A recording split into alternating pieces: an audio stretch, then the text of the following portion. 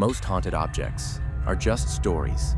Stories people repeat until repetition starts, sounding like evidence. But in Key West, Florida, there is a doll inside a glass case that receives apology letters every single week. Not from children, from adults. People who insist something subtle began misaligning after they looked into its eyes. Its name is Robert, and the museum staff have one rule. If you take his photo, ask first, because the ones who don't almost always write back. Not immediately, not dramatically, just when their lives begin shifting half an inch off center. 1904. The Otto family home. Their son, Robert Eugene Otto, Gene. He was given a doll, 3 feet tall, stuffed with wood shavings, wearing a sailor suit identical to his own. But it was the eyes that unsettled people. Glass, not painted, real glass. And when light touched them just right, they didn't reflect.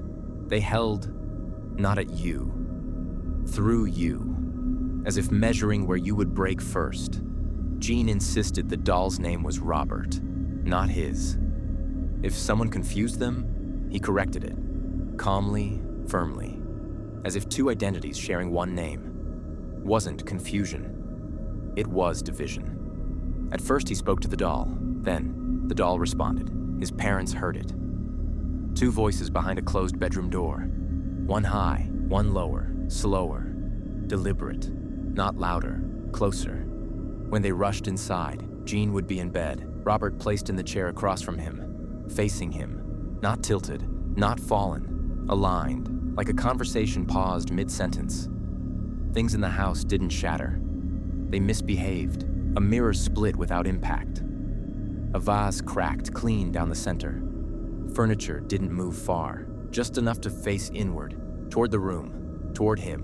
One night, a chair was found overturned. Gene sat in the corner, silent. He pointed at the doll and said, "Robert did it." Not hysterical, not afraid, certain. And that certainty felt older than the boy saying it. The doll was locked in the attic. The disturbances stopped. For a while. Then came the sound.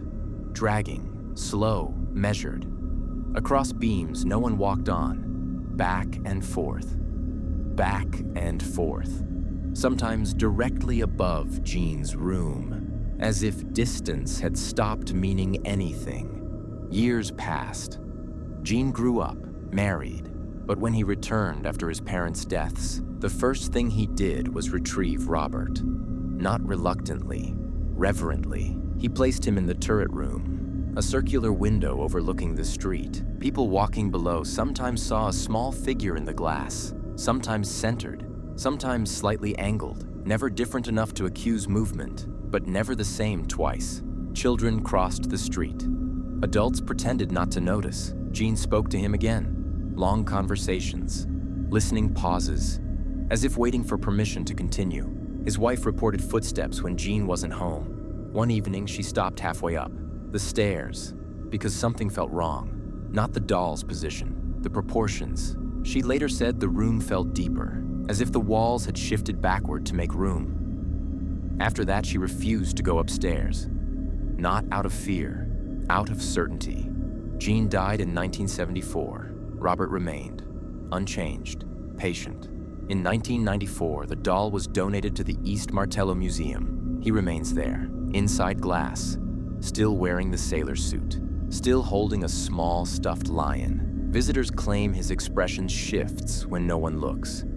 Directly at him, museum staff deny it, officially, but privately. They admit security footage has frozen on his case while the rest of the room continued moving. A camera once shut down for 11 seconds. No glitch report, no power surge, and sometimes after someone mocks him, 3 soft taps come from inside the glass, evenly spaced, measured, like counting.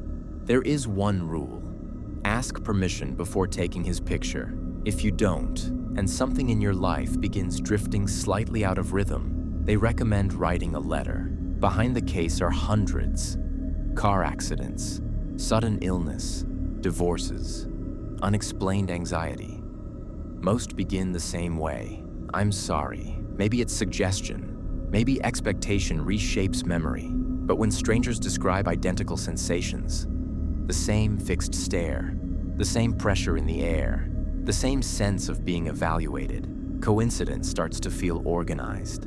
And here's the part people don't like. It doesn't feel aggressive. It doesn't feel violent. It feels patient, like it isn't trying to reach you, like it's waiting for you to acknowledge it.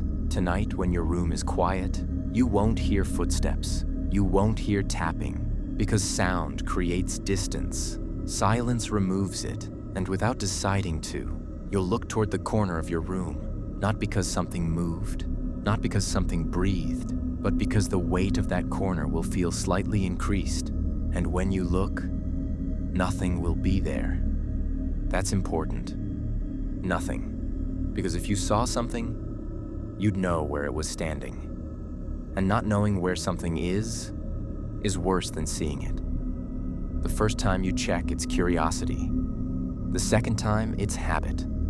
The third time, it's alignment.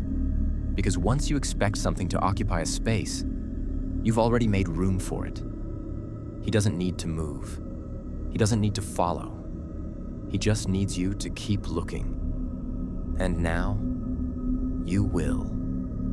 Not because I told you to, because something in you already wants to.